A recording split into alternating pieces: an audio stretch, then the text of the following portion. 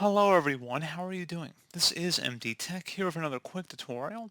In today's tutorial, I'm going to show you guys how to check for a list of all devices that have access to your Microsoft account on your Windows 11 computer. So this should hopefully be a pretty straightforward process here, guys. And without further ado, let's go ahead and jump right into it. So all you have to do is open up the search icon and type in settings. Best match should come back with settings. Go ahead and open that up. Select privacy and security on the left panel. And then on the right side, you want to go where it says find my device. Go ahead and left click on that. If you were using a Microsoft account to sign into your computer, there'd be an option that says see all of your devices linked to your account. I'm on a local account that does not have any Microsoft account integration to it. So it's not going to give me that option, but there'd be something in here that says see all your devices linked to your account.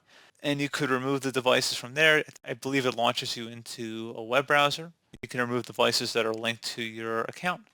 So pretty straightforward process, guys. I do hope I was able to help you out, and I do look forward to catching you all in the next tutorial. Goodbye.